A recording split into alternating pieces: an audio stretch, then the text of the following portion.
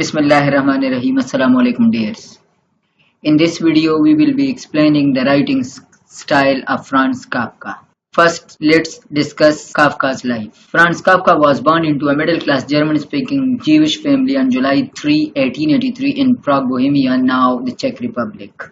Franz was the eldest of 6 children. He had 2 younger brothers who died in infancy and 3 younger sisters, all of whom perished in concentration camp. His father, Hermann Kafka, was described as a huge, ill-tempered domestic tyrant who on many occasions directed his anger toward his son and was disrespectful toward his escape into literature.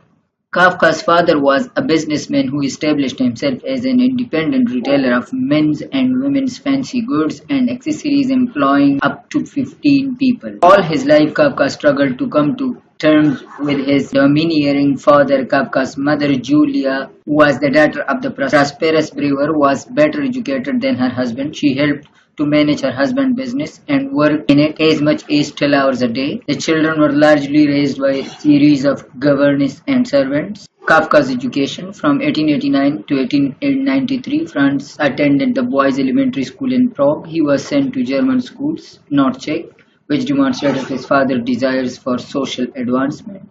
His Jewish upbringing was limited mostly to his bar mitzvah and going to the synagogue 4 times a year with his father, which didn't give him much to go on. In 1901, he graduated from the Ulster Gymnasium, the rigorous classics-oriented secondary schools with 8 grade levels. He did well in school, taking classes like Latin, Greek and history. Then he went on to Charles Ferdinand University, where at first he decided to study chemistry but switched after 2 weeks to law. In the end of his first year, he met another student, a year younger than he was, Max Brod, who would become a close friend of his throughout his life. Together with the journalist Felix Weltisch, who also studied law, Kafka obtained the degree of Doctor of Law on June 18, 1906 and performed an obligatory year of unpaid service as law clerk for the civil and criminal courts. This was his education. About his work, at the end of 1907, Kafka started working in a huge Italian insurance company where he stayed for a year. His correspondence during the period witnesses that he was unhappy with his working time schedule from 8 to 6, and it made it extremely difficult for him to concentrate on his writing. On July 15, 1908, he resigned and few weeks later found more suitable employment with the Workers' Accident Insurance Institute for the Kingdom of Bohemia. He worked there until July 1922, when he retired for reasons of ill health. He often referred to his job as insurance officer as a bread job, a job done only to pay the bills. However, he did not show any signs of indifference towards his job, as the several promotions that he received during his career proved that he was a hard-working employee. In parallel, Kafka was also committed to his literary work side by side. His later years, in 1912, at the home of his lifelong friend Max Brod, Kafka met Felice Bauer, who lived in Berlin. Over the next 5 years, they corresponded a great deal and were engaged to be married. Their relationship finally ended in 1917. In 1917, Kafka began to suffer from tuberculosis. In the early 1920s, he developed an intense relationship with Czech journalist and writer Melina Jasenka. In 1923, he briefly moved to Berlin in the hope to concentrate on his writing. In Berlin, he lived with Dora Diamond, a 25 years old kindergarten teacher from an Orthodox Jewish family who was independent enough to have escaped her past in the ghetto. Dora became his lover and influenced Kafka's interest in the Talmud, a book of Jewish law. It is generally agreed that Kafka suffered from clinical depression and social anxiety throughout his entire life. He also suffered from migraine, insomnia, constipation, boils and other ailments, all usually brought on by excessive stress and strain. Despite all that, his tuberculosis worsened. He returned to Prague, then went to Dr. Hoffman for treatment, where he died on June 3, 1924. His remains are buried alongside his parents under a 2-meter obelisk in Prague New Jewish Cemetery. His writing style. A major problem confronting readers of Kafka's short stories is to find a way through the increasingly dense thicket of interpretations. Among the many approaches one encounters is that of the autobiographical approach. This interpretation claims that Kafka's works are little more than a reflection of his lifelong tension between bachelorhood and marriage, or another level between his skepticism and his religious nature. While it is probably true that few writers have ever been moved to exclaim, "My writings was about you, his father. In it I merely poured out the sorrow I could not sigh out at your breast." It's a letter to his father. It is nevertheless dangerous to regard the anxieties permeating his work solely in these terms. In the first place, many people they connect the interpretations of Kafka short stories and Kafka works to his life, and the autobiographical approach to his writing is dominant among critics. Kafka's disenchantment with and eventual hatred of his father were a stimulus to write, but they neither explain the fascination for his writing nor tell us why he wrote it all. The psychological or psychoanalytical approach to Kafka largely ignores the content of his work and uses the findings of the diagnosis as the master key to puzzling out Kafka's work. We know Kafka was familiar with the teaching of Sigmund Freud. He has so explicitly in his diary after he finished writing The Judgment in 1912 and that he tried to explain his problems through symbols in the Freudian sense. One may therefore read Kafka with Freud's teaching in mind. As soon as this becomes more than one among many aids to understanding, however, one is likely to read not Kafka but a text on applied psychoanalysis or Freudian symbology. Freud himself often pointed out that the analysis of artistic values is not within the scope of the analytical methods he taught. There is now another approach to Kafka's writing, and that is sociological interpretation, according to which Kafka's work is but mirror of the historical sociological situation in which he lived. For the critic arguing this way, the question is not what Kafka really says, but the reason why he supposedly say it. What the sociological and psychological interpretations have in common is the false assumption that the discovery of the social or psychological sources of the artist's experience invalidate the meaning expressed by his art. Within the sociological type of interpretation, one of the most popular methods of criticism judges Kafka's art by whether or not it has contributed anything towards the progress of society or not. Following the Marxist-Leninist dictum that art must function as a tool towards the realization of the classist society, this kind of interpretation is prevalent not merely in the communist countries but also among the new left critics this side of the iron and the bamboo curtains.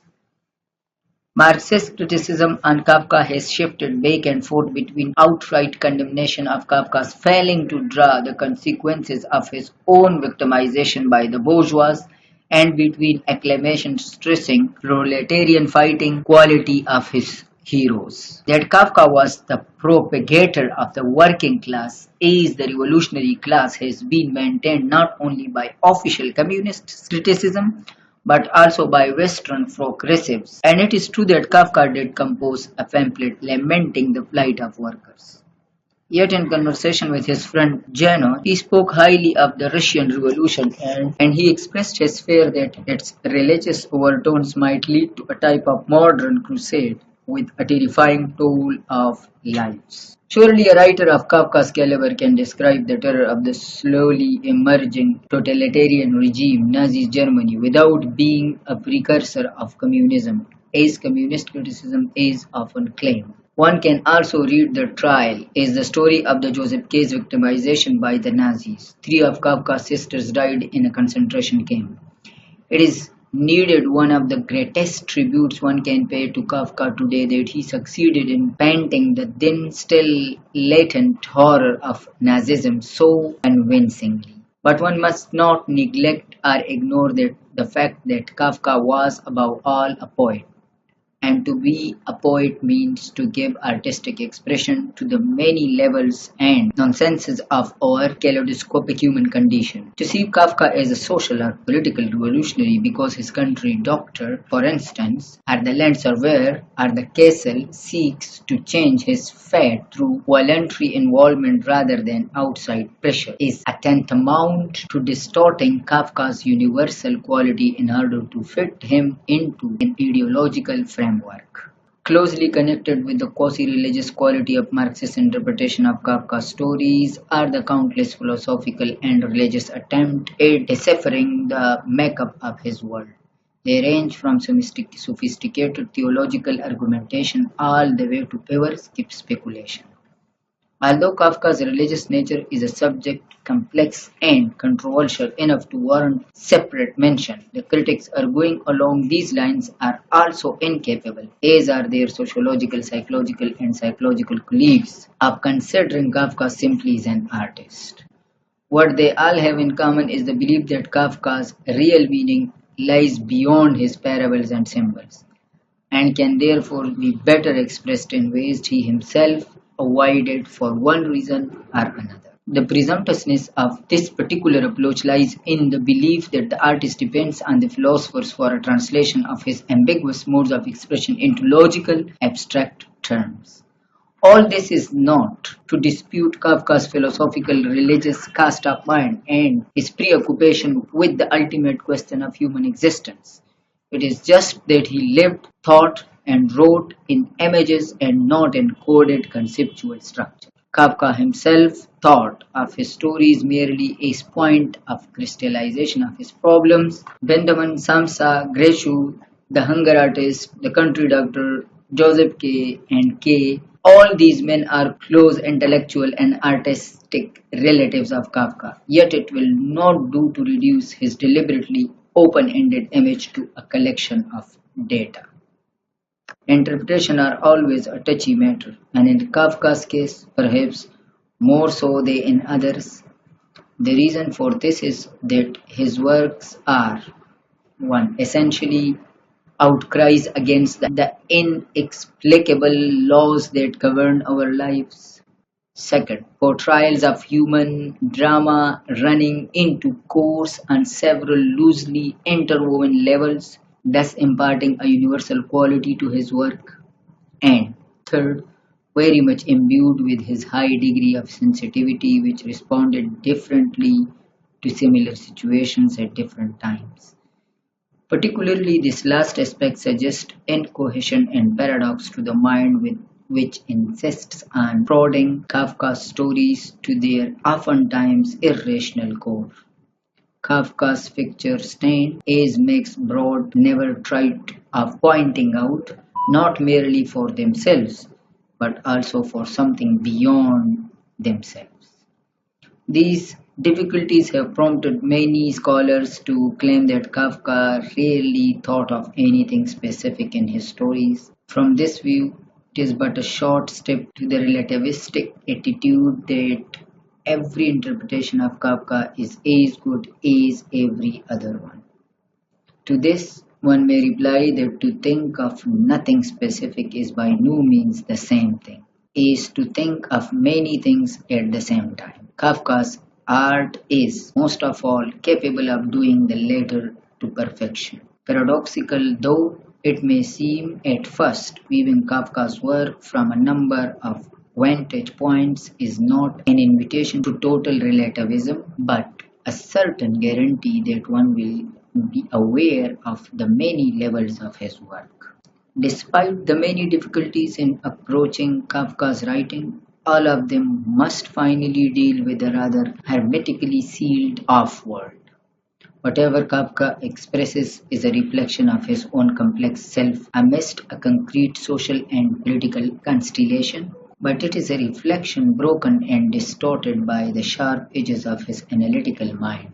Thus, the people whom his heroes meet and whom we see through their eyes are not real in a psychological sense, not true in an empirical sense, and are not natural in biological sense. Their one distinctive mark is that of being something created. Kafka once remarked to his friend Jonah, "I did not drum in, I told a story. These are pictures, only pictures." That he succeeded in endowing them with enough plausibility to raise them to the level of living symbols and parables in the secret of his art. Kafka's stories should not tempt us to analyze them along the lines of fantasy versus reality. An unchangeable and alienated world unfolds before us, a world governed by its own laws and developing its own logic. This world is our world, and yet it is not. Its pictures and symbols are taken from our world of phenomena, but they also appear to belong somewhere else. We sense that we encounter people we know and situations we have lived through in our own everyday lives, and yet these people and situations appear somehow strange. They are real and physical, and yet they are also grotesque and abstract. They use a sober language devoid of luster in order to assure meaningful communication among each other, and yet they fail, passing one another like boats in an impenetrable fog. Yet even this fog, the realm of the surreal, superreal, has something convincing about it. We therefore have the exciting feeling that Kafka's people say things of preeminent significance, but that it is, at the same time, impossible for us to comprehend. Finally, the reader seems to be left with two choices of how to read Kafka. One is to see Kafka's world as full of parables and symbols, magnified and fantastically distorted, and therefore infinitely more real. A world confronting us with a dream vision of our own condition. The other choice is to forego any claim of even trying to understand his world and expose oneself to its atmosphere of haunting anxiety, visionary bizarreness, and occasionally feigned promises of hope. Thank you so much for watching.